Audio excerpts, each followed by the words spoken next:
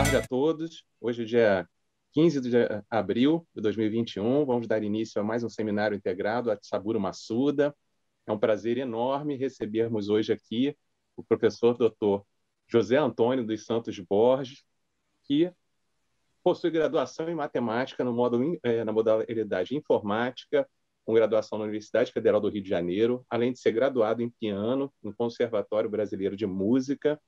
Possui mestrado e doutorado em Engenharia de Sistemas e Computação pela COP, da UFRJ, e é coordenador de curso atualmente, professor da pós-graduação de História das Ciências e das Técnicas e Epistemologia, o HCTE-UFRJ. É analista de Tecnologia de Informação do Instituto Tércio Pacite da UFRJ, o NCE-UFRJ, onde trabalha desde 1975. É um especialista em tecnologia assistiva, tendo desenvolvido grande quantidade de sistemas para acesso de pessoas com deficiência aos computadores. Atua também em sistema de voz, sistemas de cartografia tátil adaptada, computação gráfica e CAD para microeletrônica.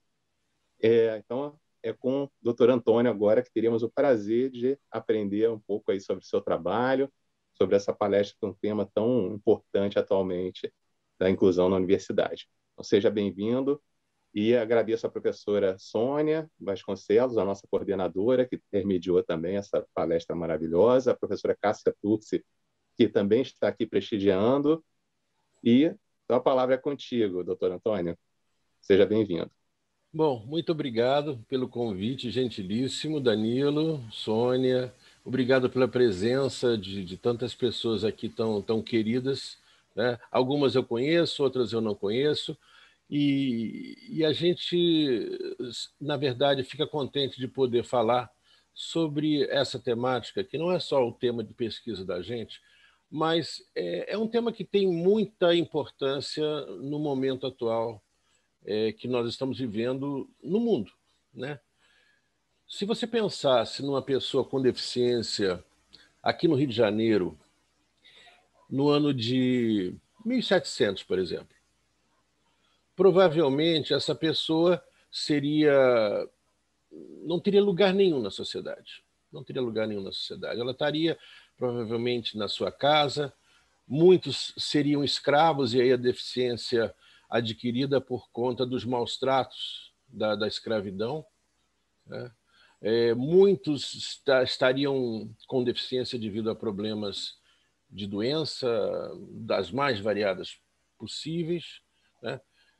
E a gente hoje tem um universo completamente diferente desse universo, que foi, na verdade, teve continuidade até o início do século XX, praticamente, né? Um pouco antes, talvez, tivesse já algumas iniciativas no sentido de tornar a vida das pessoas com deficiência melhor, né? Em particular, a vida das pessoas com deficiência visual, mas é muito recente a inclusão das pessoas com deficiência visual no âmbito maior. Só para você ter uma ideia, Danilo, só começou o primeiro cego que conseguiu completar o curso superior foi Edson Ribeiro Lemos. Eu tive o prazer de conhecê-lo. Ele entrou na universidade em 1957, se não me engano. Quer dizer, a gente está falando do primeiro cego que teve acesso à universidade há 60 anos atrás, né? E se você for olhar do ponto de vista numérico, em 1990, que foi quando eu comecei a trabalhar com essas questões de deficiência visual, a universidade tinha pouco mais do que uma dezena de pessoas com deficiência visual em toda a universidade, dos 25 mil alunos, mais ou menos, que tinha naquela época, né? Então, hoje está muito diferente. Então, a gente vai falar sobre isso, né? Vai falar sobre, primeiramente, essa perspectiva de chegada de pessoas com deficiência à universidade em grande quantidade e nos mais variados cursos, tá? Inicialmente, esses alunos chegaram nos cursos para onde havia mais tecnologia de leitura. A gente vai falar sobre isso, vai demonstrar aqui. Mas hoje, você vê as pessoas com deficiência indo para praticamente todos os cursos. Você tem aluno cego fazendo engenharia. Na área biomédica ou médica, etc., começam a chegar pessoas com deficiência visual. E aí, eu vou dizer uma coisa, não é fácil fazer pela primeira vez. Pela segunda vez já fica mais fácil. Então, o que está acontecendo é que as pessoas agora, nesse momento, estão começando a aprender a lidar com essas dificuldades. Bom, vou começar a falar um pouquinho, contar um pouco da minha própria experiência de um professor que, em 1993, recebeu um aluno cego na sua sala de aula. E, a partir daí, todo um conjunto de desenvolvimento tecnológico pôde ser realizado. Então, vamos lá. Né? Vou passar aqui um PowerPoint, vou pedir para compartilhar a tela, né? Share screen. Ok. Vou botar aqui o meu PowerPoint para passar. Eu não sei se vocês estão conseguindo ver direitinho o PowerPoint. Sim, é perfeito. Tá? Bom, essa palestra, Inclusão na Universidade para Deficiências Visuais, né? Eu sou Antônio Borges e sou atualmente coordenador do HCT-UFRJ e meu trabalho básico vem do Núcleo de Computação Eletrônica, Instituto Teste Pacite, na área do Laboratório de Pesquisa e Desenvolvimento de Tecnologia Assistiva. Né? Então, a universidade está recebendo uma quantidade grande, uma quantidade de alunos com deficiência, muitos desses alunos com deficiência visual. Tá? E as pessoas me perguntam, vem cá, mas a universidade está pronta para atender às especificidades dessas pessoas que estão envolvidas? A resposta é o seguinte, olha, na verdade, a universidade tem que aprender. Né? Ela tem que aprender com as pessoas que estão chegando, tá? Assim como ela tem que aprender com qualquer pessoa que chega à universidade. Até pouco tempo, não existia, por exemplo, o regime de cotas. A universidade recebe aluno com regime de cotas e aí tem que aprender, tem que apoiar e tem que ensinar, que é o trabalho dela. Ela vai se adaptar. E no caso das pessoas com deficiência, exatamente a mesma coisa. Ela tem que receber de forma condigna, de forma respeitosa, né? De forma a fazer com que a pessoa se sinta bem chegando à universidade. A universidade tem que ser a nossa casa, né? Tem que apoiar tecnologicamente, em termos da infraestrutura, em termos de entender que as pessoas nem todas são ricas, né? E, portanto, precisam de algum tipo de diferença na maneira de tratar. Por exemplo, nós estamos aqui, eu estou aqui na minha casa, tranquilo, numa sala sozinha, ninguém vai me importunar, com um bom computador, né, com webcam, mas será que todos os alunos vão ter essa mesma situação? E alguns são cegos. Tá? E se eles são cegos, será que eu vou conseguir dar aula para eles nessa situação? Então, esse apoio ele tem que ser também aprendido. Não é uma coisa assim, vou decidir apoiar. Não. É preciso desenvolver as formas de apoio. E é preciso também ensinar de forma conveniente, de acordo com o que essas pessoas trazem de base, do que essas pessoas trazem de pré-requisitos e assim por diante. Bom, então, a universidade ela precisa produzir e utilizar metodologias específicas e utilizar ou produzir tecnologia para dar suporte a essa situação. Tá? Então, nesse caso, a gente tem que aprender com o que aconteceu em 1993. Esse sujeito que está sentado aqui é o Marcelo Pimentel. Estou aqui eu de cabelos pretos, né? Aqui um computador IBM XT, eu acho que era um IBM XT, né? Aqui um sintetizador de voz americano que a gente ganhou para dar um apoio, mas que acabou não funcionando como a gente imaginava. Bom, esse sujeito aí, Marcelo Pimentel, chega à universidade em 1993, né? Ele chega para fazer um curso de informática. Ele vai fazer o curso de informática, né? E eu era professor de uma disciplina de segundo período, chamada computação gráfica. E aí, de repente, tá aquele aluno sentado na minha turma, eu nunca tinha dado aula para um cego. Não tinha a menor ideia como é que se dá aula para cego, não tinha nenhuma pessoa cega na minha vizinhança, nem nenhum parente que pelo menos que eu conhecesse que fosse cego. E eu cheguei para ele: ô Marcelo, não, ô jovem, como é seu nome? Ele falou: meu nome é Marcelo Pimentel. Desculpe a curiosidade, você tem algum problema visual? Sim, porque ele estava com uma mirada um pouco diferente. Ele falou: não, professor, eu não tenho nenhum problema visual, eu sou cego. Uma resposta estranha, não é? Ou seja, ele está dizendo para mim, talvez com duplo sentido, porque ele também era macaco velho em tratar pessoas que não são cegas, que para ele a cegueira não deveria ser considerada um problema. Ela deveria ser considerada um status, alguma coisa com que a gente deveria lidar para ser bem-sucedido na nossa relação. Mas tudo bem que semioticamente até pudesse ser isso, mas na prática, para mim, era um problema. Eu nunca tinha dado aula para um cego, não sabia como é que fazia. Eu falei: Marcelo, olha só, eu nunca dei aula para cego. Professor, não se preocupe. O senhor dê a sua aula normalmente, só tem uma coisa: eu não estou lendo o quadro negro. Né? Naquela época o quadro era negro, não, era verde, eu acho, sei lá. Quando o senhor escrever alguma coisa, por favor, só leia o que está escrevendo para eu saber o que o senhor está falando. Né? É bom, uma visão simplificada, até achei que era só isso mesmo, mas claro que não é só isso. Né? Porque ensinar para uma pessoa, especialmente ensinar no nível superior, implica em várias outras situações, pré-requisito, né? Matéria computação gráfica. Computação gráfica, vocês podem perceber, uma coisa visual, desenhos, animações, computação gráfica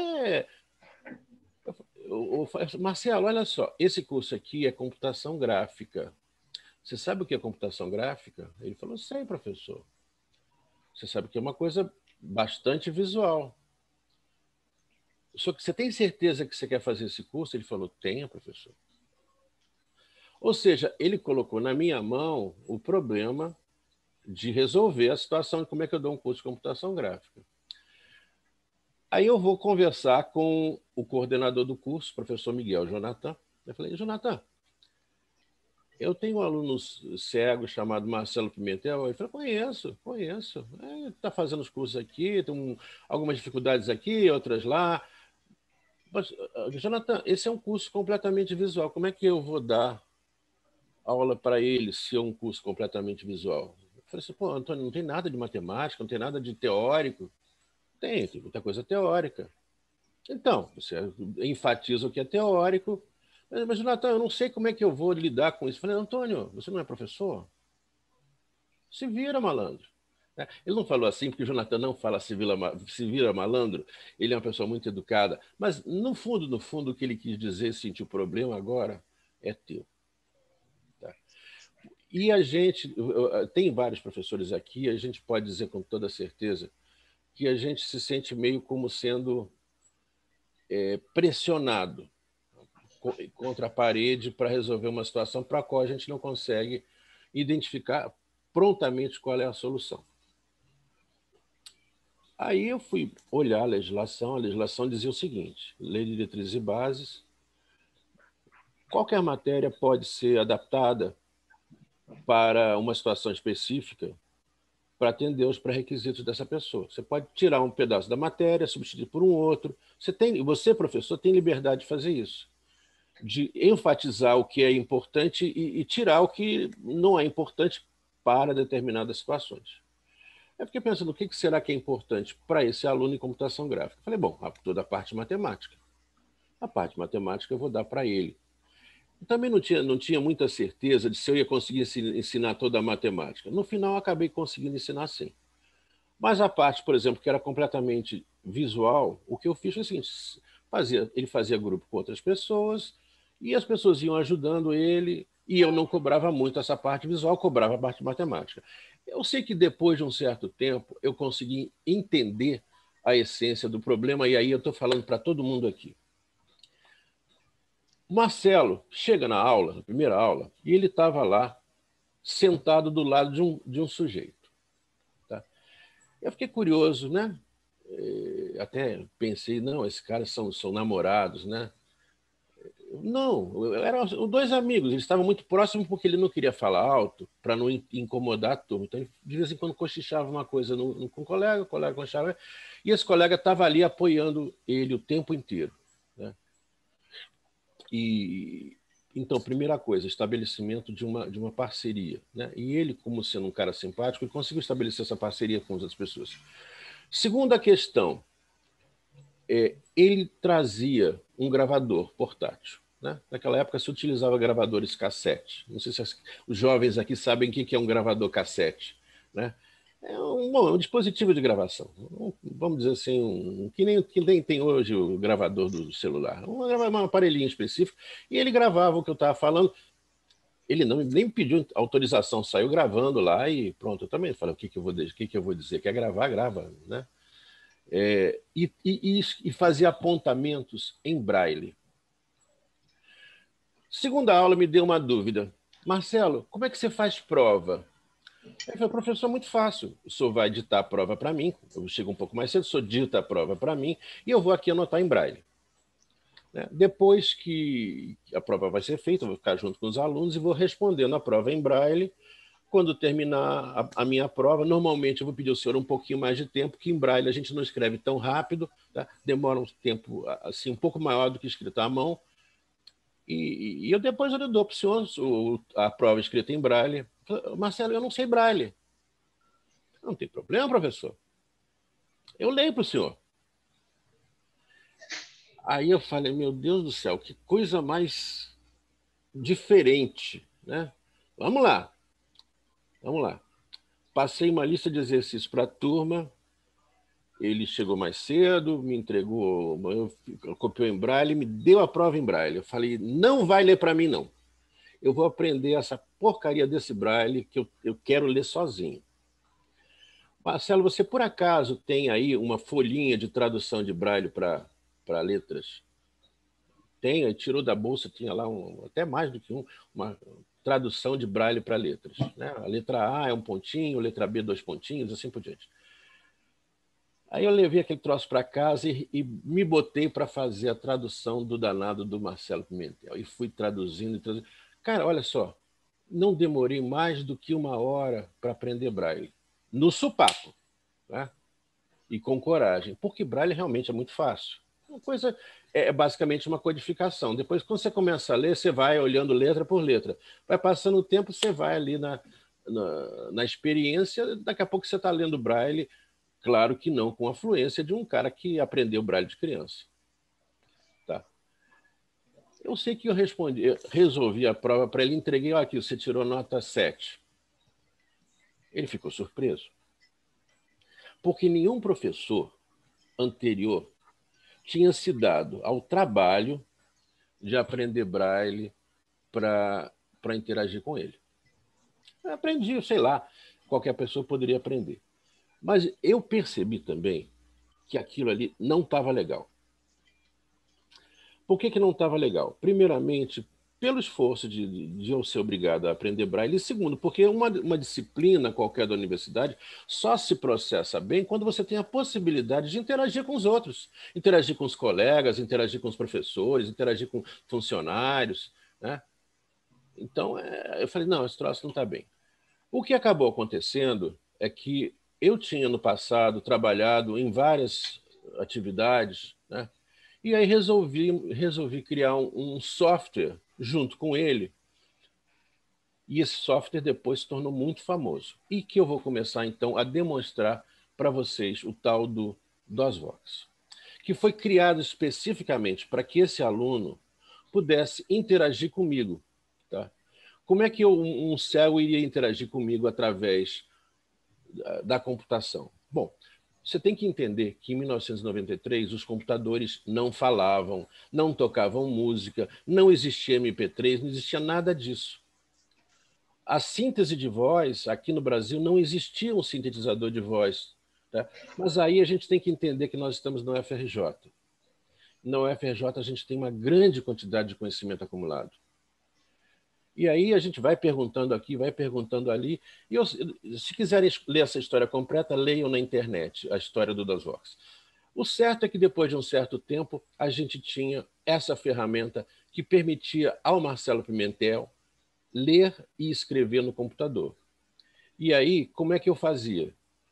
Eu entregava para o Marcelo um disquete, não sei se o pessoal daqui sabe o que é um disquete, é um pendrive das antigas, né? Um disquete, eu entregava para ele, ele botava na máquina, fazia a prova, escutava o texto, digitava, me devolvia o disquete com a solução. Você fala, mas por que não mandava para a internet? Porque a internet não existia, cara pálida. Tá? Então, assim a coisa se processava. Né? Então, eu vou mostrar para vocês o tal DOSVox. Agora, numa versão, claro, já muito evoluída, isso foi criado em 93, essa versão hoje tem muito mais capacidade do que aquela. Tá? Vou chamar para vocês, então, o DOSVox, para vocês entenderem como ele funciona.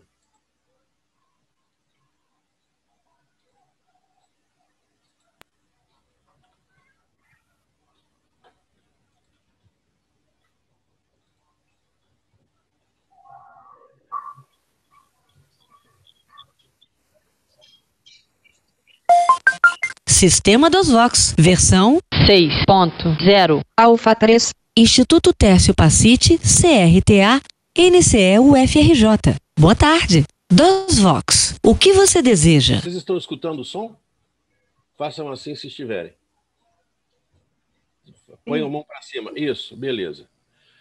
Então, olha só. Edvox, qual o nome do arquivo?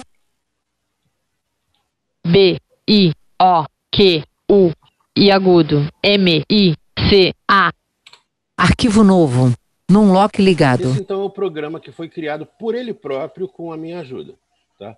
Um programa de interação, né, em que você digita e ele vai soletrando aquilo que você fala. Né? Tá. L agudo Q-E-R-I-D-O-S A-M-I-G-O-S. Eu posso pedir para ele ler para mim. Início do texto. Olá, queridos amigos. Então, olha que coisa mágica que aconteceu. A partir de um determinado momento, ele escrevia, mandava para mim e eu lia. E eu mandava um arquivo para ele, um arquivo em texto, e ele botava no computador, e o computador era capaz de ler para ele. Então, essa possibilidade deu, então, para o Marcelo a habilidade de interagir comigo de forma mais normal, mas não apenas comigo, com os outros professores, com os colegas. Ovo de Colombo? Sim, ovo de Colombo, mas também desenvolvimento tecnológico. A ideia é ovo de Colombo, mas o desenvolvimento tecnológico tem que entender que naquela época não tinha sintetizador de voz para português. As máquinas nem sequer falavam. Se você for olhar essa figurinha que eu mostrei aqui, eu não sei se eu vou conseguir mostrar aqui claramente.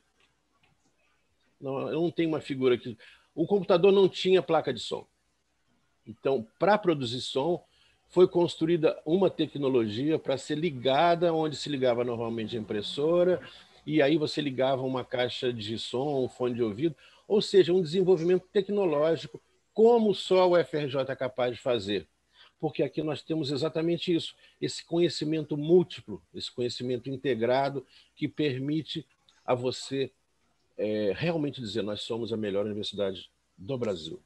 Porque aqui você tem essa multiplicidade de conhecimentos que se interligam e que têm a habilidade de cooperar entre si. Então, o DOSVox é uma tarefa de cooperação, do conhecimento de pessoas habilitadas em síntese de voz, em microeletrônica, em computação, em sistemas operacionais, a favor, então, de um problema específico, que é um cego que precisava ler e escrever. Entendeu? Então, basicamente, é isso. E eu tinha a ilusão, olha que coisa interessante, eu tinha a ilusão que todo cego sabe braille. Pouco tempo depois, eu descobri que não. Hoje em dia, menos de 20% dos cegos sabem braille. E os cegos que ficam cegos, esses menos ainda. Hoje em dia, para a pessoa cega, o uso da computação foi fundamental. Bom, vamos continuar agora, saindo da história do Marcelo Pimentel, que, bom, ele conseguiu concluir a universidade, né? Ganhou alguns prêmios, né? Depois foi para Brasília, se ferrou em Brasília, porque ele descobriu que lá na Universidade de Brasília ele não tinha a infraestrutura que nós tínhamos aqui no UFRJ.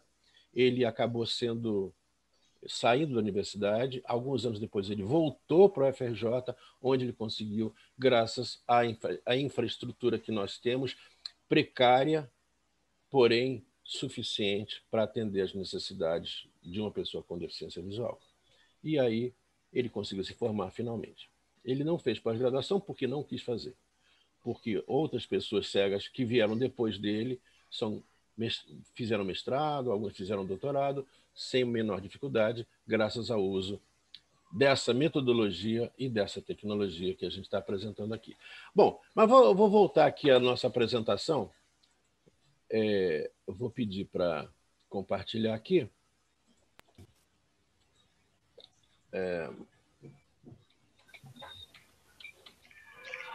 Então, o que é uma pessoa com deficiência visual? Bom, a gente fala de deficiência visual, a gente tem que dizer que são duas coisas. Pode ser cego ou pode ter baixa visão. O cego é aquele que absolutamente não enxerga nada ou só enxerga vultos. Ele não tem a habilidade de discernir coisas, né? E as pessoas com baixa visão são pessoas que têm uma deficiência tão grande ocular que não adianta você botar o melhor óculos do mundo, que a pessoa não vai conseguir ter acesso ao mundo, tá certo? E então, quais são as demandas? As demandas para um aluno com deficiência visual, ele quer assistir a aula, ele quer entender o que o professor está fazendo, tá? Mas não é só isso. Ele precisa ler e escrever. Porque se ele não escrever e ler de forma convencional, para você escrever e ler em braille, ele não vai conseguir interagir convenientemente dentro dos requisitos da nossa universidade. Tá? Às vezes, ele vai, se ele for uma pessoa que tenha sido aculturada em braille, às vezes ele vai precisar de determinados materiais em braille. Porque para quem está utilizando algumas disciplinas, por exemplo, matemática, né? Ou quando ele está precisando de ler um diagrama, por exemplo, como é uma célula, uma estrutura das células, mitocôndrias, essas coisas que tem dentro da célula, ele vai precisar de alguma coisa tátil para ele poder entender, né? Eu, na verdade, essa palavra disponibilidade de material em braille, eu substituiria por material tátil, que seria melhor escrito. Mas é claro que você não vai tornar tudo tátil, algumas coisas. Tá? Ele tem que se habilitar em interpretação gráfica. Aí eu digo, quem faz bioquímica, ou quem faz matemática, ou engenharia, bom, de vez em quando tem que ler um gráfico. Tem que ler um gráfico, tem que ler um esquema. Então, a interpretação gráfica é uma coisa que raríssimos cegos trazem de berço. Então, você tem que ensinar eles a ler gráficos táteis. Então, é um conhecimento que você precisa passar para ele. Orientação e mobilidade. Claro, você não vai esperar que essa pessoa cega vá vir da sua casa, ele mora lá em Guadalupe, e vai ter aula lá no CCS. Tá? Você não vai esperar que ele venha sempre com ajuda. Ele tem que vir sozinho, tem que pegar um ônibus, tem que saltar, tem que caminhar, tem que atravessar a rua. Ele tem que ter orientação e mobilidade. E ele tem que ter algumas facilitações para o contato social. Ele é um aluno, e ele não pode ser simplesmente um segregado. Ele tem que ser um aluno integrado dentro do contexto da turma dela. Eu perguntaria, Danilo, até que horas a nossa palestra vai? Oi, Antônio. Bem, a palestra ela vai até 3 horas, mais ou menos, para ter uma meia hora de debate. Eu vou demorar um A gente pouquinho faz as mais. Eu perguntas. estava pensando em... Tudo A gente bem. começou um pouquinho depois, eu acho que eu vou terminar 3h15. Tem problema? Não, tudo bem. Tá. A gente Bom, passa um pouquinho. tá bom. Então, vamos lá. Então, o problema da pessoa com deficiência visual maior, é claro que orientação e mobilidade é problema, é claro que a questão gráfica é problema, mas o grande problema é que, hoje em dia, foram criadas N formas de comunicação. E essas formas se expandiram de uma maneira tão intensa que se tornaram multissensoriais. Agora, nesse tempo de pandemia, tudo é à distância. É tudo à distância. Eu virei um ser ubíquo. Eu não sabia o que significava ubíquo. Aí eu olhei no dicionário e descobri que ubíquo era uma coisa que só era atribuído aos gurus, aos anjos, aos santos, sei lá, né? A possibilidade de estar em vários lugares ao mesmo tempo. Eu estou aqui, ubíquo, na casa de todo mundo. A minha cara, pelo menos, está lá, a minha voz também, né? Mas, então, formas de comunicação fazendo uso de múltiplas mídias. E essas múltiplas mídias elas têm que ser compatíveis com o acesso, né? O computador, a televisão, o pendrive, bom, sei lá, e quase sempre intermediadas pela computação. Então, isso quer dizer que é o seguinte: uma pessoa cega, para ela cursar a universidade, ela tem que ser rápida no gatilho, não do gatilho da arma, claro que não, no gatilho da computação. Ela tem que ser muito boa na computação para ela poder sobreviver no mundo da universidade. Então, tecnologia pode ajudar? Sim, sim, tecnologia é essencial, porque para as pessoas sem deficiência, a tecnologia torna as coisas mais fáceis, mas para as pessoas com deficiência, torna elas possíveis. Não fui eu que inventei essa frase, foi uma pesquisadora da IBM, chamada Pat Mary Hadabaus, e essa frase é muito verdadeira, né? Eu estou aqui na minha casa, tranquilo, com uma luz ligada, um computador, telecomunicações, a tecnologia está tornando a coisa mais fácil para mim. Mas a pessoa cega, o Marcelo lá, ele queria escrever e ser lido e não conseguia. Então a tecnologia tornou para ele as coisas possíveis. Só que esse tornar as coisas possíveis, às vezes, é surpreendente. Tá? Vocês estão vendo aqui um corredor com as pernas biônicas. Esse caso aqui é um caso emblemático. Esse corredor, se não me engano, o nome dele é Pistorius, eu não tenho certeza, né? Ele queria correr na Olimpíada, mas não na Paralimpíada. Ele queria correr na Olimpíada, porque ele sabia que o tempo dele era com aquelas pernas era compatível com as pernas biônicas, né? Pernas mecânicas, sei lá, de titânio, sei lá, de vanádio, não sei que material é feito aquilo. Mas era suficientemente bem feita para que ele pudesse disputar. Só que o Comitê Olímpico não deixou. Falou o seguinte: não, você com essas pernas, você se torna mais do que uma pessoa que tem pernas originais. Coisa estranha. Então, através da tecnologia, ele se tornava mais que humano. Estranho isso, né? Desculpem. Algumas pessoas viram o Marcelo Pimentel digitar. E ele digitando e lendo pelo computador era impressionante a velocidade dele, né? Ou seja, a tecnologia fazia dele uma pessoa diferente. Tá? Bom, existem muitos equipamentos comerciais e a tecnologia não está toda dentro da UFRJ. Aqui nós temos alguns dispositivos. Isso aqui é uma impressora de braille, né? Isso aqui é um equipamento para produção de braille portátil, como se fosse o quê? Um notebook de cego, né? Temos aqui um sistema para cego desenhar, um sistema de leitura de texto. Você coloca o livro aqui, o texto aparece na tela e a máquina lê o que está sendo escrito. Isso aqui é um scanner com voz, né? Em que você coloca um papel escrito, aperta um botão, o papel é escaneado, ele dá uns bipzinhos, alguns segundos depois ele lê em voz o que está escrito no papel. Não é qualquer coisa. Por exemplo, textos de matemática não são corretamente lidos, mas textos literários, sem problema nenhum. Aqui um cego com telefone celular. Isso aqui não tá muito nova essa foto.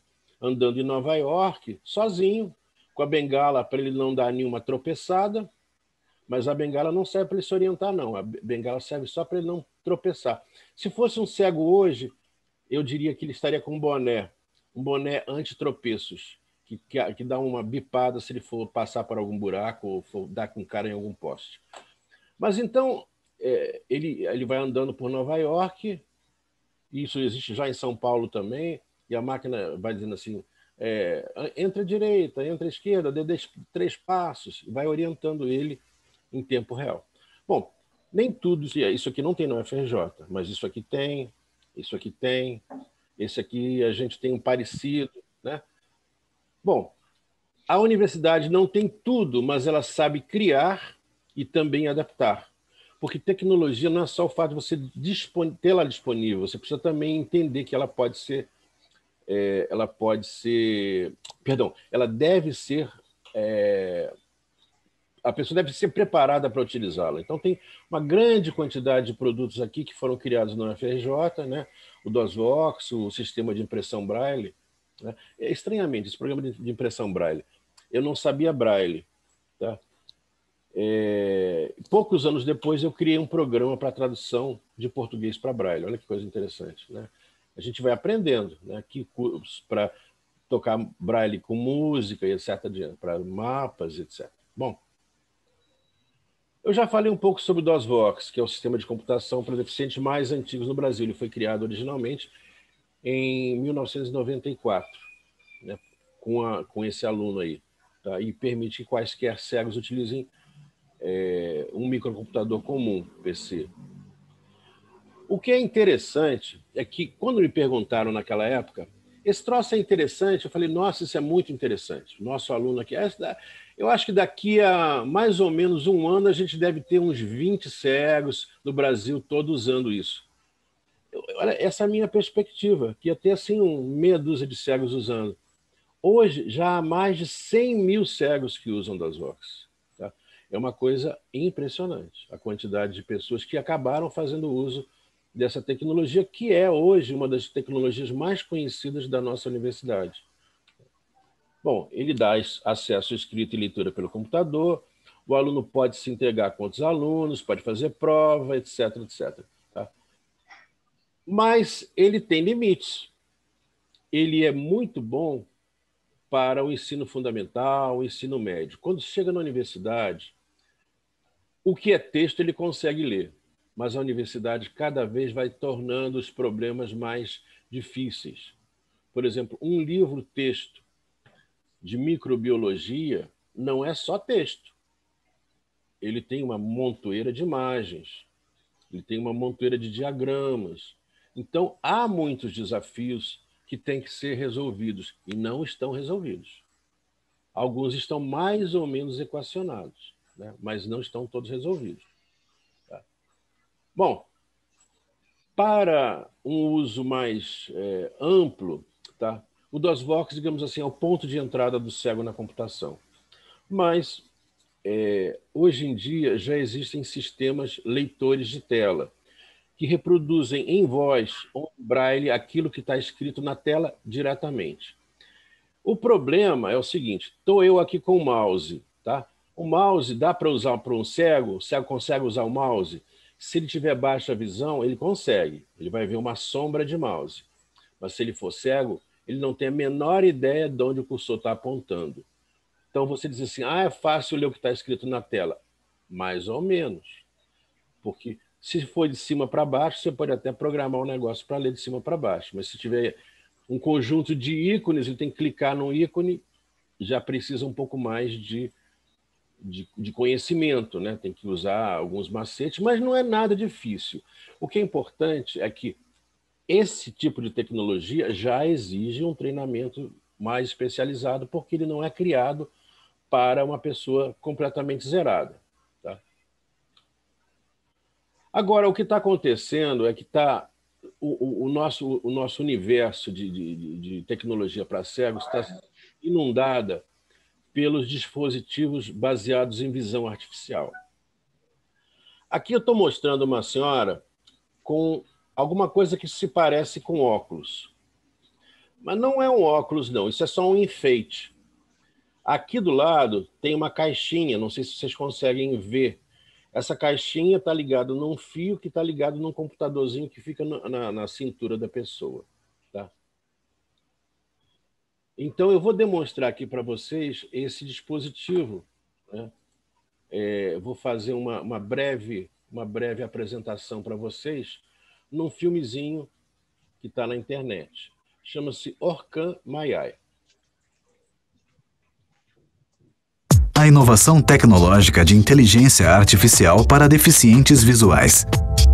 É o único aparelho de visão artificial vestível, que é ativado por um gesto de apontar ou apenas por detecção automática de texto. De modo instantâneo e discreto, lê para você textos impressos em qualquer plataforma. Reconhece e nomeia rostos. Marcos. Cédulas. $50. Produtos e códigos de barras, tudo em tempo real. Sem fios, leve, de utilização intuitiva. Tudo isso em um aparelho do tamanho de um dedo. Faz detecção automática de 3 idiomas, português, inglês e espanhol.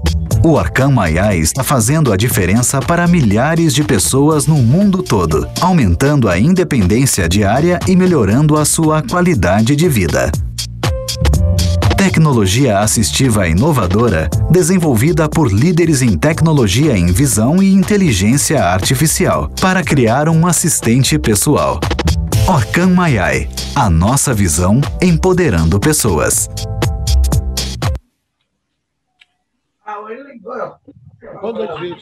Quando a gente vê um anúncio desses, a gente logo fica... eu quero um para mim, tá? Eu quero um para mim. Mas, na verdade, tem alguém com o microfone aberto. Por favor, desligar? Já tem tempo. Por favor, desligue o microfone. Então, você fica pensando, isso aqui pode tudo. Não, não é bem assim. Né? Ele é um dispositivo muito interessante, é caro, está custando cerca de 20 e poucos mil reais, um óculos desse, né? Então não é para qualquer um ter um dispositivo desse tipo. E ele tem limitações, não funciona tão perfeitamente quando o filme tenta demonstrar a você que funciona, né? Mas, de qualquer maneira, o que eu quero dizer é que ele existe, é um dispositivo real, não é uma maluquice e pode ser útil. É que a gente está mostrando algumas possibilidades. Tá? Mostrar aqui algumas outras possibilidades. Deixa eu compartilhar aqui a tela novamente.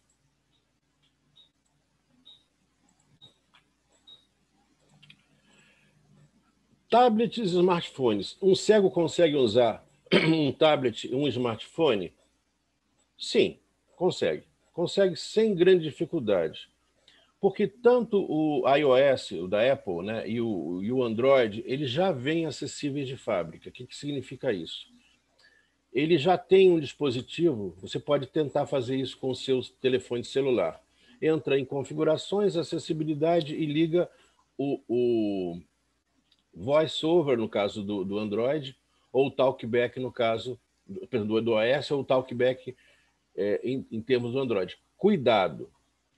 Depois que você liga a acessibilidade, é meio difícil de você desligar. Então, antes de você ligar, entra na internet e se informa como é que você desliga a acessibilidade, porque uma vez que a acessibilidade entra, o teu celular começa a falar e você não consegue fazer com que ele pare. Não é tão fácil assim. Só uma dica. Tá? Depois, Antônio bem que avisou que era chato desligar a acessibilidade. Ligar é fácil, desligar é mais difícil.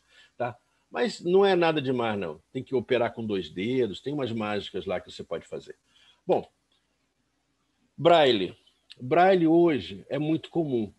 A gente dar ao aluno a possibilidade, e a gente tem esse programa Braille Fácil, né, que realmente é um programa que torna a geração de Braille praticamente imediata. Eu vou mostrar aqui para vocês. Deixa eu desligar esse DOSVox aqui.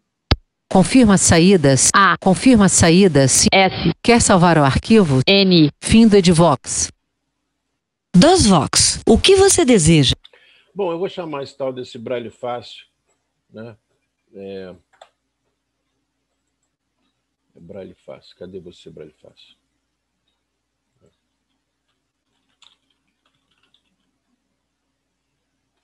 Braille fácil.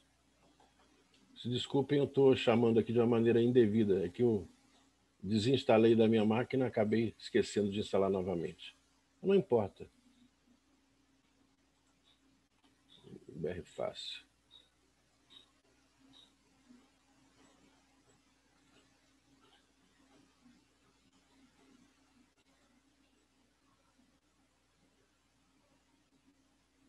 Bom, ele vai entrar agora o programa.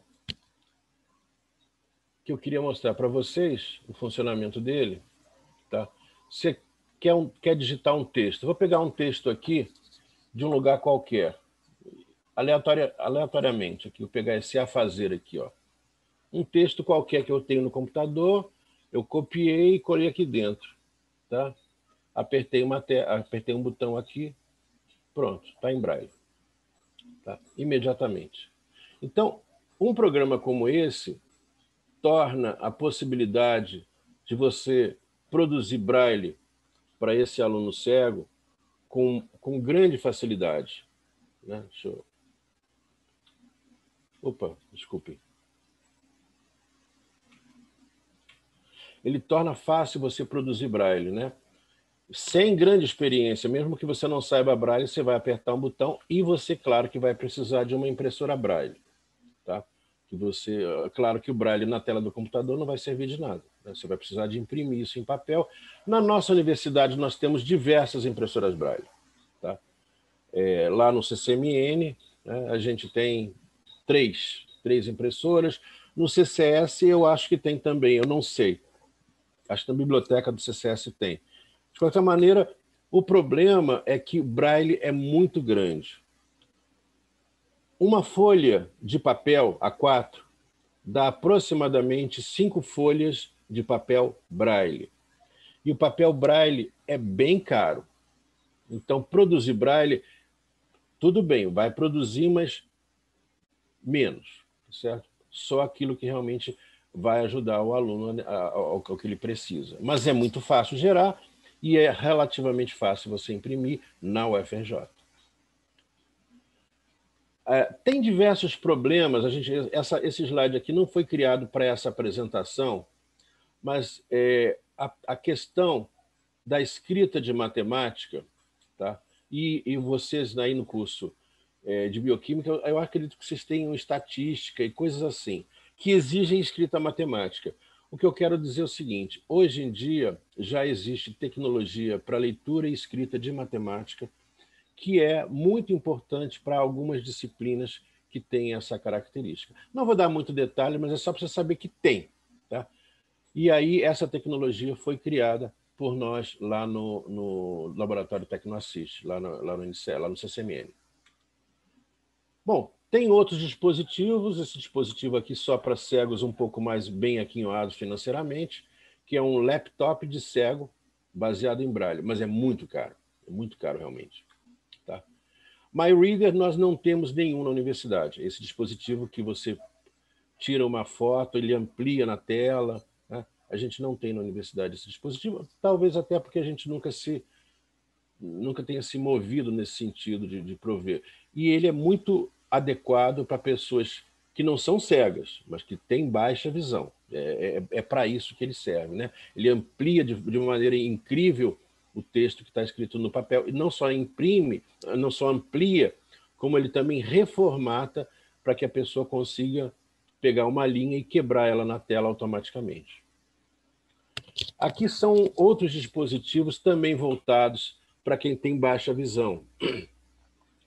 É o seguinte, é uma espécie de uma câmera que é acoplada aos olhos da pessoa. Tá? E ela, então, focaliza o quadro. Né? Isso é para a pessoa que tem baixa visão conseguir ler o que está no quadro.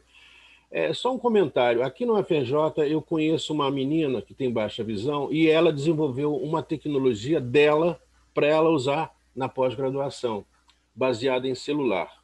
Ela coloca o celular numa espécie de num tripé, e o celular pode ter acoplado uma telelupa. Isso é coisa de robista, né? Então, ela acopla uma telelupa e ela vê a imagem do quadro negro ampliado no celular dela, tá? Ou no tablet. Não sei se acho que ela usa celular, um celular grande. Aqui já um dispositivo, uma lupa portátil, para ser utilizada para uma pessoa com baixa visão. Ela vai passando esse dispositivo, que parece um telefone celular, ampliando as letras que estão embaixo da área que está sendo passada no papel. Esse é o Poet, que eu já tinha falado, que é o scanner com voz, né, que transforma em voz uma folha de texto que você coloca ali para ser escaneada. Isso é muito interessante. Isso é especialmente interessante para os cursos de biologia, né? Isso aqui é o seguinte: imagina que você tem uma folha com desenhos e você quer transformar essa folha de desenhos numa folha tátil. Então, como é que funciona isso? Você pega essa folha de desenho, transforma ela por uma máquina de Xerox, se imprime nesse papel aqui, que é um papel especial. Esse papel aqui é como se fosse um papel meio amareladinho, né? Então, você xeroca e joga a saída nisso aqui. É caro esse papel, custa R$5 cada folha. Você passa essa folha nesse papel, ela vai passando aqui, né? E o que sai daqui é essa folha estufada, ou seja, tudo aquilo que foi criado em preto, né, nessa folha sai aqui do lado de cá com uma ampliação, tá? Então, eu vou mostrar aqui um pequeno filme que demonstra essa máquina, né? Deixa eu botar aqui. YouTube.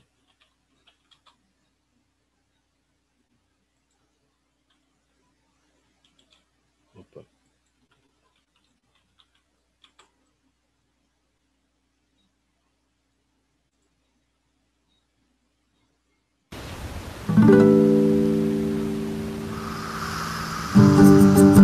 Máquina fusora Teca Fuser. A máquina fusora é capaz de transformar em relevo qualquer diagrama desenhado com caneta preta ou impresso em impressora a laser, possibilitando ao usuário cego reconhecer e aprender quaisquer formas, símbolos, desenhos ou imagens. A Teca Fuser é muito simples de operar. Basta desenhar ou imprimir e passar pela máquina e tudo aquilo que estiver em cor escura fica em relevo, para que o aluno possa perceber todas as formas. É uma ferramenta muito importante para a socialização e aprendizado de conceitos pelos cegos. Para maiores informações, acesse o nosso site www.tecassistiva.com.br.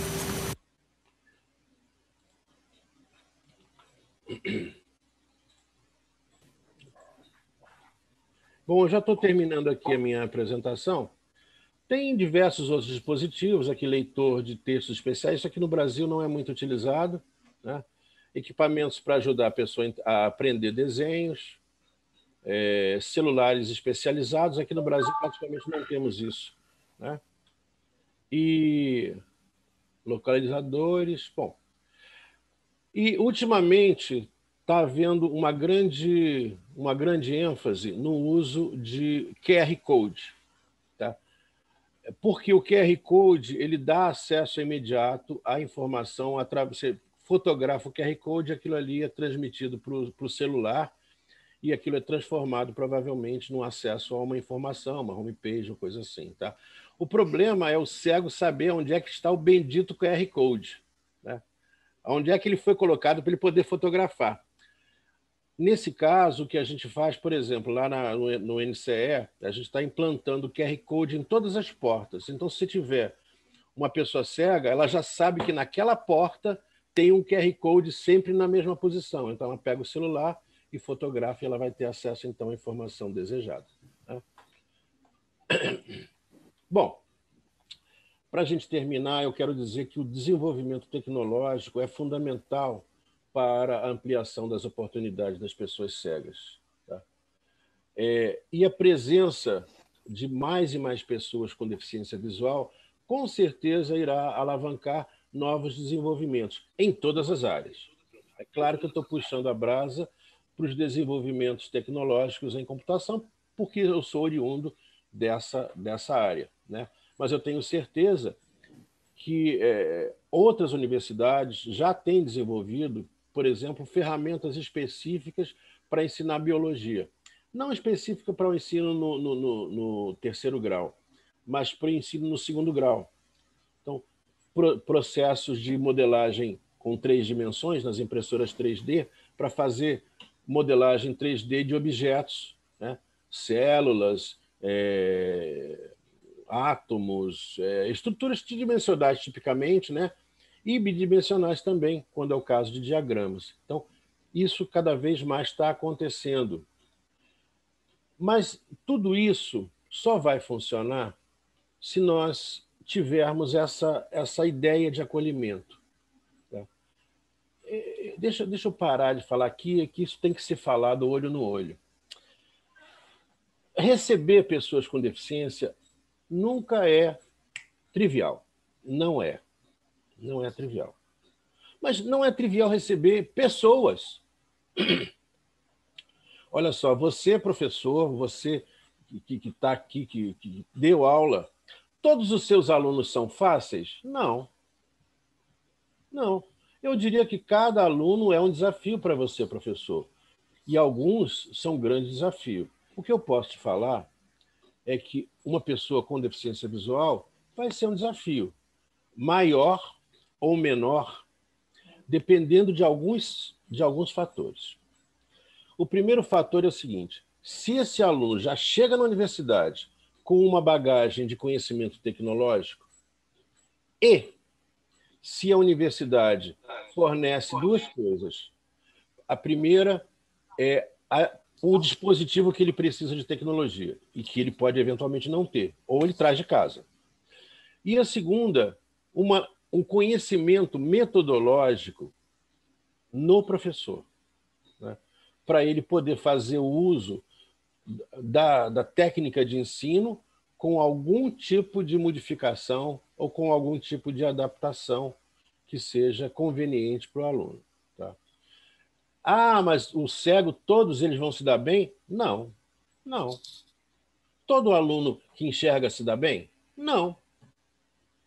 Alguns se dão muito bem, alguns se dão, não todos. Né? O sucesso não é uma coisa imediata e não depende só do professor. Agora, ele é ajudado, se o professor for um professor dedicado, um professor que vai além daquilo que é trivial, se ele tem a metodologia, digamos assim, dominada, se ele tem os dispositivos tecnológicos que ele necessita ter. Tá? Então, o que eu quero dizer é que a disponibilidade de tecnologia é importante, mas é importante também o conhecimento sobre o uso da tecnologia. Aí o que eu quero dizer assim, não é só como é que se aperta os parafusos, como é que se liga os botõezinhos, não. Como é que se adapta a ferramenta à tua necessidade de ensino. Tá? Que não é trivial. Mas eu acho que a gente está vivendo um momento aqui na universidade em que o basicão dos problemas, em várias áreas, já está equacionado. Algumas pessoas já passaram pela experiência de dar aula para pessoas com deficiência visual.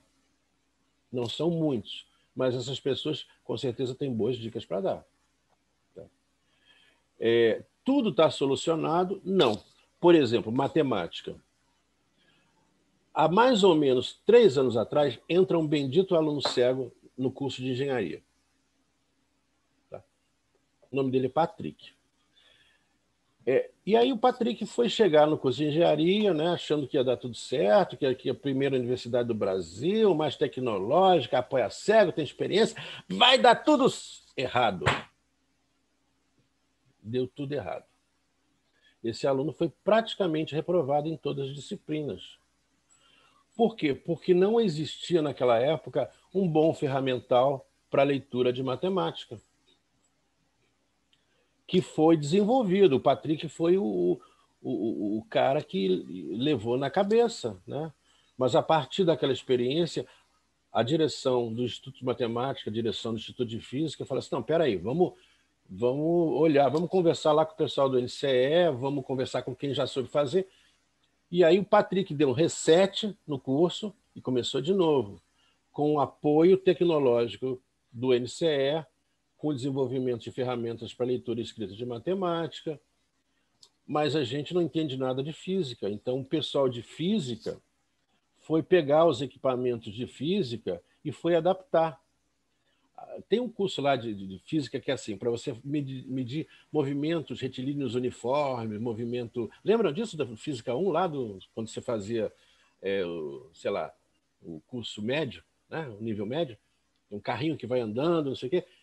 O cego não está vendo nada disso, então eles adaptaram uma pistazinha com uns sininhos. O carrinho, quando passava lá, ele fazia plim, plim, plim. E aí o cego ganhava um conhecimento. Isso foi uma bolação muito legal, uma montagem lá que os professores de física experimental fizeram. Lindo, lindo, lindo. Tá certo? E o Patrick aprendeu aquilo, tá certo? Aprendeu conceitualmente, se tornou um bom aluno naquele troço. Tá? Ah, mas tem que fazer o gráfico. Ah, como é que faz gráfico? Ah, vamos pensar aqui, gráfico. Como é que esse aluno vai fazer gráficos? A gente hoje já tem programas para fazer gráfico no computador, mas naquela época não tinha. Pega uma tela de mosquiteiro, pega uma caneta, um lápis 6B, sabe o que é lápis 6B? Que tem aquela ponta grossona, e faz com força em cima de uma folha, em cima com a tela embaixo. O que vai acontecer? A tela vai ficar com relevo. Tá? Não tem tecnologia nenhuma nisso. Ou tem na verdade, ovo de Colombo. E o Patrick aprendeu a fazer gráfico com esse macete. Hoje ele não usa isso, não. A gente está querendo comprar uma fusora, uma Tecafuser. Né? Não tivemos, porque custa caro pra cacete. Né? Essa máquina custa, sei lá, 15 mil reais. A gente não tem isso. Não compramos. Mas eu soube que o pessoal, acho que da psicologia, comprou. Tem um curso aí que já tem aluno cego, já comprou uma bendita Tecafuser aí, né? Para ser utilizado. Né? Bom, então é isso. A gente vai se virando e o que é importante para a gente terminar essa nossa palestra, para manter a promessa que eu fiz ao Danilo de terminar às 15h15. Bom, o que a gente precisa, na verdade, é uma disposição, tá certo? De criar realmente uma estrutura de atendimento.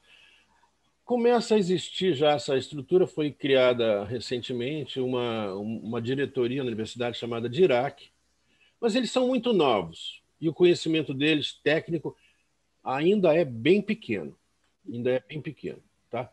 Mas é tal história, tudo tem que começar de algum lado. Tá? Mas a ideia é que você facilite a entrada e a permanência dos alunos, não só alunos, como também professores cegos, funcionários cegos, professores com baixa visão, ou seja, professores que não têm pernas, professores que têm uma deficiência de fala, bom, e forneçam os serviços que promovam essa integração, que façam também a orientação dos professores. É claro que uma postura que você pode adotar com o professor é o seguinte: se vira, malandro. Você vai receber um aluno cego, se vira. Não é assim. Não é assim que funciona na Alemanha. Eu estive na Alemanha visitando um centro lá. Quando entra um aluno, esse aluno, primeiramente, ele já tem um período prévio que ele entra na universidade, ele passa ali um tempinho aprendendo a usar todas as tecnologias, ele tem um orientador que vai orientar ele e o professor que vai recebê-lo.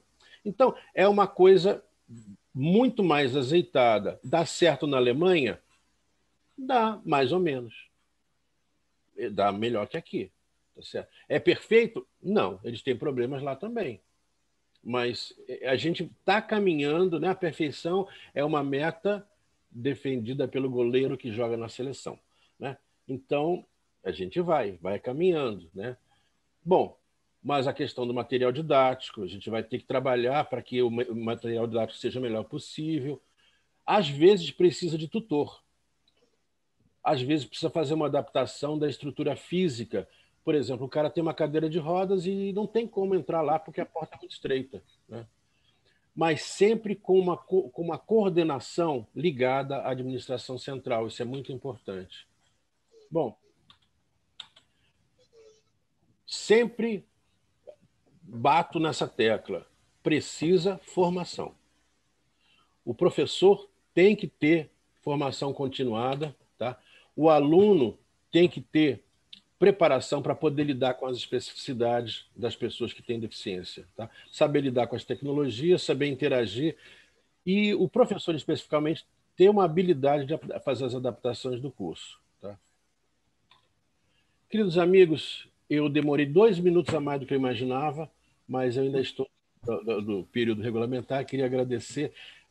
Tem aqui meu telefone que não está funcionando agora na pandemia, tá? Mas o e-mail, tá? Que não está colocado aqui, não, está colocado aqui, antonio2@ncufrjbr, ele funciona, tá? Se quiserem falar comigo, usem esse e-mail aqui. O telefone não adianta, porque esse telefone é da minha sala, né? E realmente lá a gente está em período de home office. Tá bom? É isso aí. Estou à disposição para vocês fazerem as perguntas que quiserem. Obrigado. Excelente palestra, doutor Antônio Borges. Foi um prazer. Eu acho que muitos de nós ainda não presenciaram, ainda não tiveram esse desafio. Eu mesmo ainda não tive esse desafio em sala de aula. E a gente vê muitas vezes que está evoluindo em termos de tecnologia e da estrutura da universidade, mas é um desafio ainda, como você mencionou. E muitas vezes esse desafio ele depende de muito empenho, de um anjo, né, de um professor dedicado. A minha esposa ela conta que no mercado aqui da Ilha do Governador, mercado famoso, que eles têm funcionários antigos, eles têm a prática de manter funcionários durante longo período e também de trabalhar com pessoas com inclusão. E aí eles contrataram um assessorista que era cego. E ela ia sempre no mesmo mercado e conversava sempre com esse assessorista. Aí ela conversava com ele, perguntava como estava, o que estava fazendo da vida, e ele falava que estava fazendo direito. Isso há uns 15 anos atrás, mais ou menos, um pouco mais. E aí ela falou com ele, né? Mas como é que você faz com os livros? Isso há 15 anos atrás, mais ou menos, 16, 17 anos atrás. Ele, olha, eu tenho uma vizinha minha que ela lê para mim as matérias para a gente estudar, para eu estudar. Ela faz isso por você? É um anjo essa tua vizinha, essa tua amiga. Aí ele e tal. Aí chegou uma hora que ela levou para a minha esposa levou para ele um pendrive com aulas gravadas, porque minha esposa tinha se formado em direito, tinha uns cursos e tal, e levou de disciplina. Chegou lá, quis dar para ele, ele na hora não aceitou, porque ele como funcionário não podia receber presente ali, né? Aí ela até contou essa história já, né? E chegou um dia lá que ela voltou, pegou o elevador e, de repente, ele não estava mais. Aí, conversando lá, né? Mas aí, o que aconteceu com o menino? Tal. Aí, ele foi promovido, ele se formou e foi promovido para alto escalão aqui, para a direção, como advogado da empresa. Né? A empresa promoveu. Mas foi assim, com muita luta, né? Com a ajuda de alguém de fora, um amigo, uma amiga, ajudando. Muito legal. O Danilo, essa história ela é interessante demais, porque ela tem diversos ingredientes, né, que são assim muito típicos. Primeiramente, essa coisa da ajuda, né? Todo mundo precisa de ajuda, todo mundo precisa de solidariedade.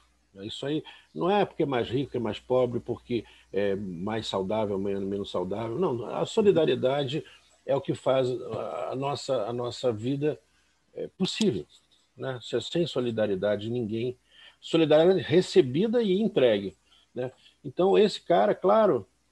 Outra coisa muito importante, tá? Esse sujeito, ele era cego, mas ele não era antipático. Então, a empatia, a habilidade das pessoas serem receptivas a conversar, a contar casos, a se tornar parte. Tá? Esse cego, ele era sensorista, mas ele, te garanto que ele arrumou vários fãs ali, as pessoas, como vai o senhor, tudo bem, que é coisa mais maravilhosa para o ser humano de que se sentir parte da humanidade. É muito bom, Tá? Então, ele era isso. E ele fez isso, ele plantou, na verdade, o futuro dele. Se ele não tivesse sido uma pessoa simpática, claro que quando ele terminou o curso dele, tá bom, terminou o curso, acabou e continuou como ascensorista, mas ele foi chamado. Agora, claro que teve essa questão de acreditar nele. E ele se fazia acreditar também. Né? Esse Marcelo Pimentel, que eu atendi em 1993, se ele fosse um cego mal criado, era muito provável que eu não tivesse me interessado. Mas ele era uma pessoa bacana, uma pessoa né? É a mesma coisa você... não tem, eu falei a palavra cego aqui sem nenhum pudor, tá? Porque eu já tirei do meu, digamos assim, do meu pudorômetro, né? a palavra cego. Cego, não enxerga, é uma característica, né? É como dizer assim, esse barbudo, tá certo? Não tem nada de ofensivo, né? É uma característica para chamar a atenção de um detalhe importante porque a gente está querendo. Ele era uma pessoa simpática, agradável, trabalhadora, dedicada, né? E ele tinha dificuldade? Tinha, muitas, que aqui eu estou suprimindo nessa palestra, né? Porque quando a gente faz palestra, a gente mente um pouco. Ou a gente extrapola um pouco, ou a gente exagera, ou a gente omite.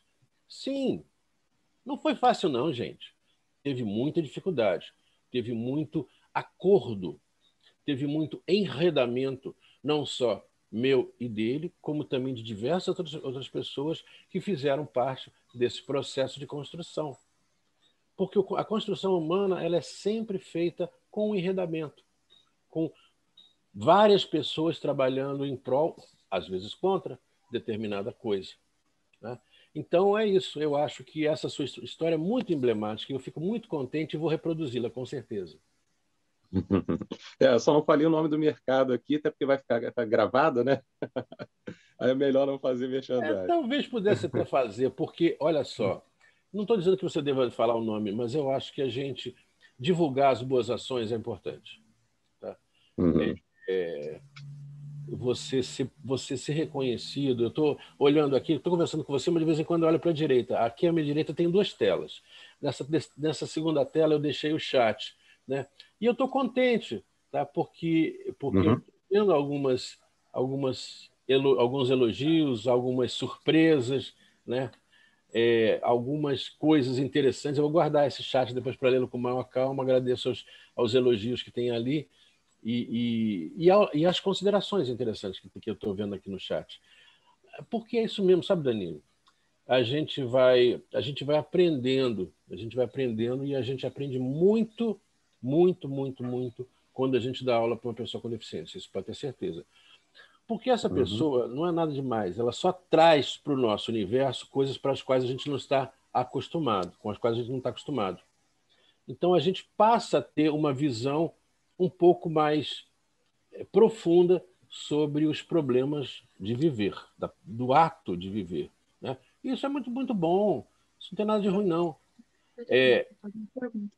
Bom, eu não sei se alguém quer fazer uma pergunta ao vivo. Fiquem à vontade, né?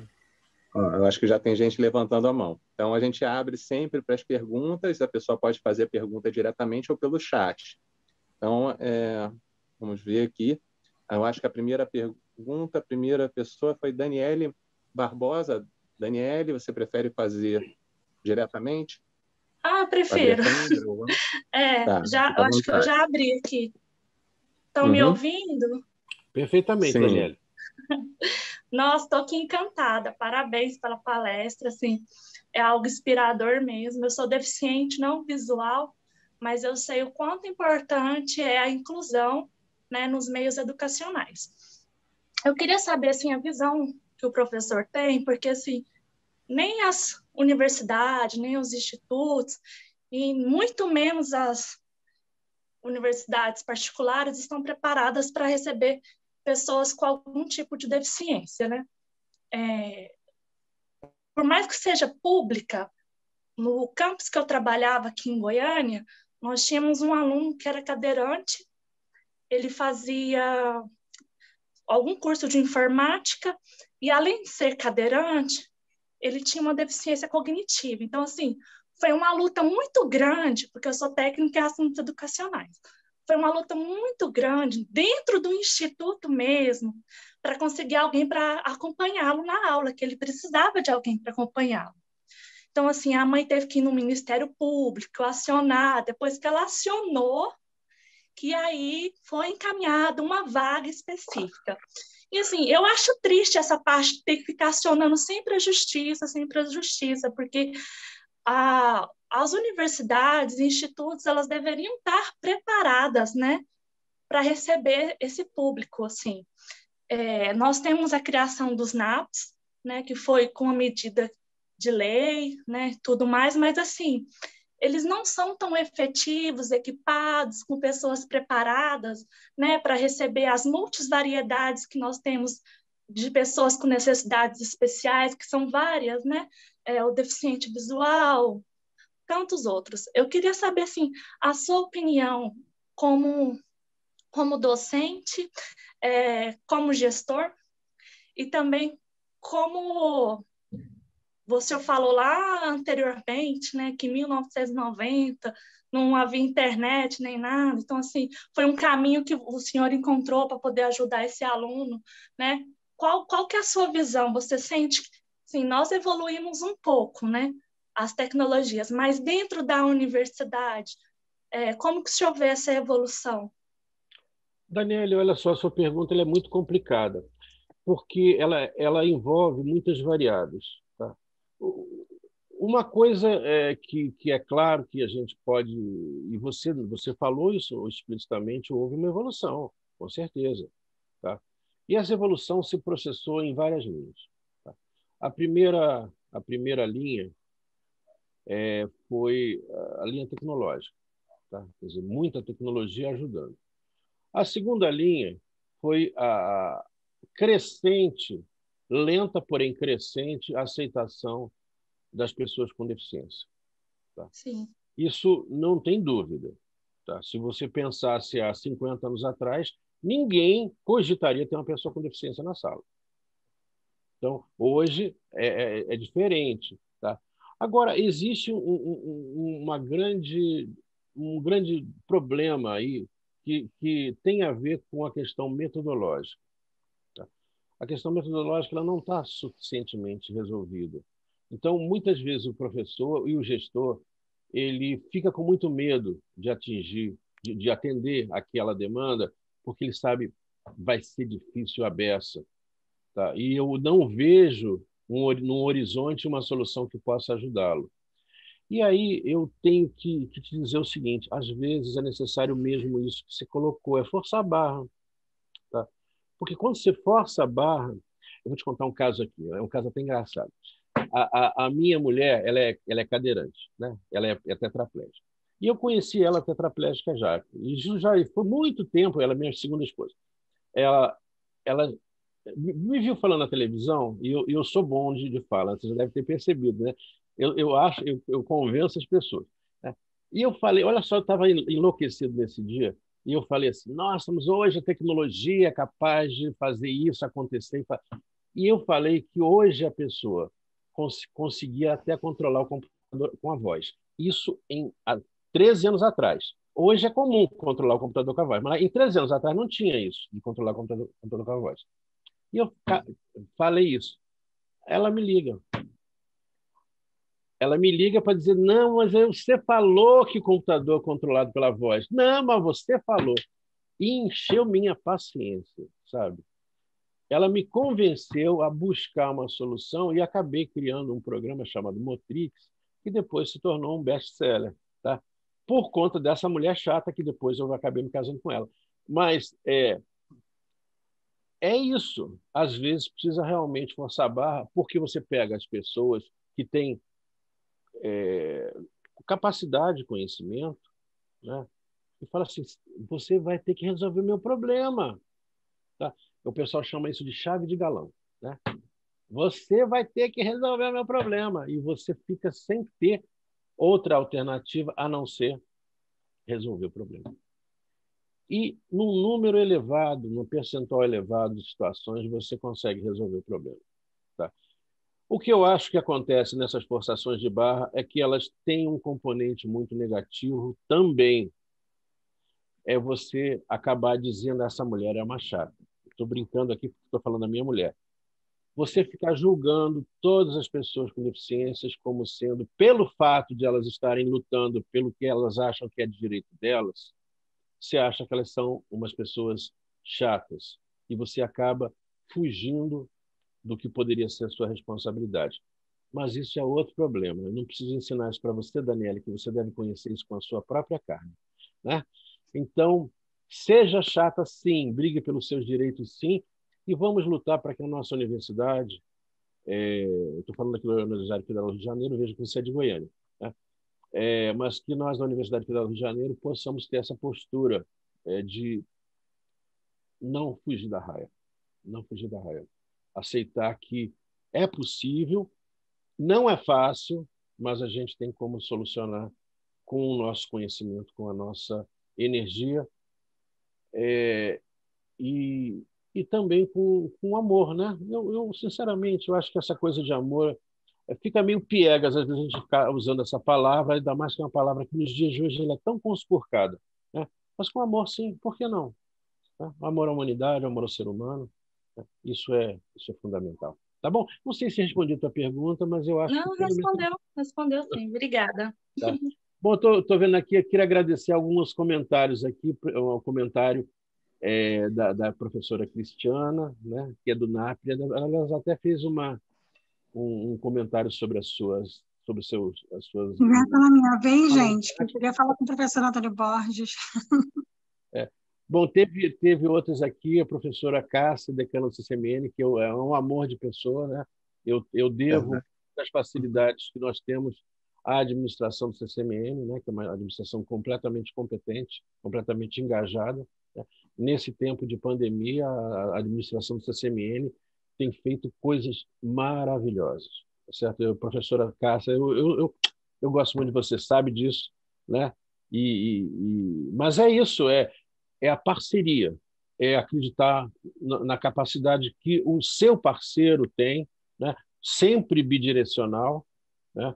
Para que a gente possa resolver os problemas que são dificílimos, né? Né, professora Cássia? Resolver o problema da Covid-19 no CCMN não é nada fácil, não é? Acho que nem em lugar do mundo, né? Principalmente no nosso país. Mas a gente não pode desistir. Tem que continuar trabalhando. Obrigada pela palestra. O CCMN e a professora Cássia estão de parabéns, né? Sempre. Obrigada, Danilo. É um prazer tê-la aqui conosco. Bom, eu não sei se alguém mais quer falar nada. Oi, gente, eu estou com uma mão levantada, não sei se vocês estão vendo. Quem está falando? É a Cristiana, professor. Oi, Cristiana. Oi, Cristiana Passinato. Você vai? Eu vou bem, graças a Deus. Professor, eu queria primeiro parabenizar pela apresentação, né? Eu faço doutorado no IBQM e fiquei muito feliz da sua vinda para falar um pouco sobre, né, tudo que o senhor já fez, né? E daqui a uns 2, eu não sei se é 2 anos, talvez eu defenda um pouquinho antes disso, mas o senhor já foi na minha dissertação, na minha defesa de mestrado, está convidado para de doutorado. Vamos lá, para frente avante. Estou trabalhando com surdos, mas o que eu quero falar é que assim, não é fácil, né? Porque às vezes a gente trabalha sob demanda, né? A gente não tem dimensão, a gente acha que equipar uma universidade ou então dar recursos para uma rede inchada como o Estado, ter um instituto como o Helena Antipoff e tudo mais é fácil, né? Não é, né? As demandas são diversas, né? A questão do NAPES, por exemplo. O NAPES, só para explicar, né? Nós somos uma estrutura descentralizada em várias regionais, nós quase não temos poder de nada, nós somos vinculados e controlados por uma coordenadoria, pela superintendência pedagógica, pela diretoria regional pedagógica. A gente tem mais chefe do que qualquer coisa. O dinheiro que nos chega, por exemplo, eu tenho R$5.000 por ano para 105 unidades, né, para eu ter uma manutenção da minha estrutura, né, que fica no Carmen da Dutra, ali em Madureira. E a regional, no caso, a regional tem algumas unidades que recebem alguns recursos do governo federal, que são para manutenção, por exemplo, e para compra de equipamentos, né? Eles ganham bastante recurso, inclusive, o problema é a administração. Como lá na ponta as pessoas não são especializadas e o número de salas de recursos são pequenos, por exemplo, na minha unidade, na minha regional, que tem 105 escolas, nós temos 3 salas de recursos. Então, para poder conseguir um profissional que tenha 120 horas no mínimo para poder atuar na sala de recursos, uma África, nós não conseguimos fácil. Então, não é que o DAPS não tenha gente especializada, até tem, nós somos exigentes nesse caso. Só que o que acontece? A gente não pode fazer as coisas atabalhadamente. E outra coisa que acontece, nós temos o controle, a gente tem um sistema maravilhoso, porque a gente sabe onde está o aluno, a gente sabe qual é a deficiência que ele tem e a gente sabe como ele está sendo atendido, porque mensalmente eu faço um controle disso. Eu falo com as minhas equipes pedagógicas mensalmente como eles estão atendendo os alunos, nós fazemos PEI, nós fazemos plano de ação, só que, infelizmente, as demandas são muito grandes de todas as ordens e eles não dão conta. As equipes pedagógicas não conseguem dar conta e também não têm pessoas especializadas. Então, o núcleo, por exemplo, estadual, tem 2 núcleos estaduais que são dedicados à questão da pessoa com deficiência visual. Um que é para a produção só de material em braille, que é o NAPB, e tem o CAP, que é o núcleo que atende a parte da pessoa com deficiência mesmo visual. Então, a gente tem até muita articulação. Só que a gente chega na ponta, a gente não pode fazer nada sozinha. Eu não posso, sozinha, atender uma regional imensa e conseguir fazer tudo sozinha. Nós temos que ter pontos de... Não, o que você está colocando, na verdade, é uma defesa da ação que é realizada pelas estruturas. É uma explicação de como enorme dificuldade. O fluxo é esse. A gente tenta fazer o que pode. Não, mas é exatamente isso. O que eu quero chamar a atenção é que a pessoa que está na frente, como você, ela tem inúmeros problemas, inúmeras limitações. Né? Não é fácil administrar uma inchada como é a SEDUC sem gente especializada na ponta. É muito difícil. É claro. Então, com administradores incompetentes. Tem muita gente incompetente, infelizmente. Mas o que acontece, Cristiana? Graças a Deus que existe isso hoje. Tá? E o que a gente tem que fazer, na verdade, é prestigiar a existência desses lugares para que eles possam crescer, para que eles possam ter os insumos que são necessários para prestar um bom serviço. O que eu posso... nós temos até, só que não consegue administrar direito. Mas é um processo lento e é um processo que não pode se desistir de jeito nenhum. Tem que ser sempre à frente e avante. Agora, eu acho que, nesse momento, tá, a questão que está em jogo aqui é a universidade. Tá? Tá? Mas aí, o que eu ia dizer é que nós temos muito a aprender, inclusive, com uma estrutura como a SEDUC, como a prefeitura. Nós temos uma realidade diferente, mas a estrutura pode ser parecida. O fluxo que é feito de cima para baixo poderia, porque o que acontece é que nós temos gente especializada na nossa ponta, mas a gente não tem o de cima para baixo. A gente não tem uma estrutura organizada para poder ter uma unificação, por exemplo, de procedimentos e as unidades não conversam, os centros não conversam. Então, nós temos o que eles não têm, mas eles têm o que nós não temos hoje na nossa universidade, que cada um fala de uma língua e parece uma torre de Babel. E nós sabemos que nós somos grandes, enormes, cheios de vários centros, tem vários campos que dialogam pouco, e a gente tem muito a dialogar, a fazer, e a gente não consegue desde 2018. Isso é uma dificuldade que a gente tem e que a gente tem que um dia sentar e conversar e tentar administrar isso e tentar, né, se ao menos a gente tivesse o nosso SIGA e a gente tivesse a rastreabilidade dos nossos alunos para poder saber pela unidade aonde eles estão, já seria bom demais, já estava bom demais, a gente conseguiria muita coisa, fazer pesquisa, extensão e também ensino de uma forma muito melhor, porque a gente poderia localizar, diagnosticar, no caso, pelas entrevistas, saber onde estavam os pontos que eles, pela funcionalidade, poderiam ser atendidos, a orientar os professores, os docentes e articular os monitores e facilitadores. Eu, a muito custo no Instituto de Química, estou tentando fazer isso sem informação, como a gente tinha, pelo menos da DIRAC, alguma lista dos alunos. Se o SIGA fosse um pouco mais rastreável, a gente estava com muito mais vantagem. Só que, por exemplo, o que eu tenho na SEDUC, que é um sistema que eu sei onde está meu aluno lá na ponta, eu não tenho na UFRJ. E isso é que me faz falta, né? Porque quando eu tenho os relatórios da SEDUC e eu vou lá na ponta, eu sei onde está, eu posso falar com o professor do meu aluno, eu posso falar com o diretor, eu posso falar com qualquer um. Aqui eu não consigo articulação com a AA, eu não consigo por conta de vários fatores. Então, isso tudo é uma coisa importante para a gente levantar.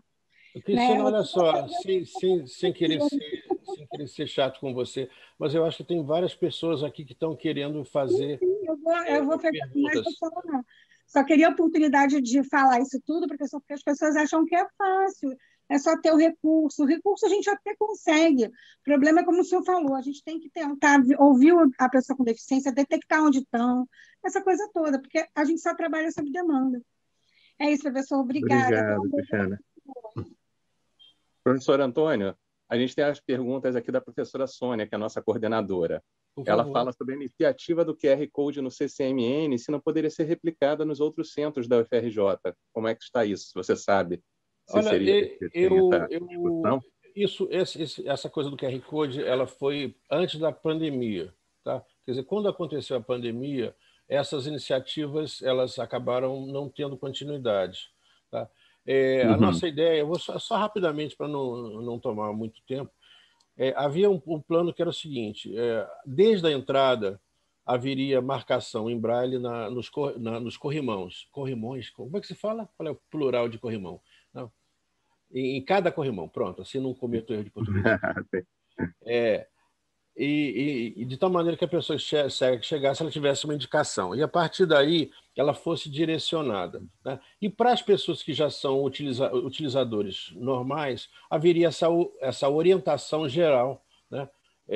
Dada pelos meios de comunicação que a universidade já possui, no sentido de dizer, olha, no CCMN, no NCE, na verdade, no NCE, as salas, toda sala tem na sua frente um QR Code.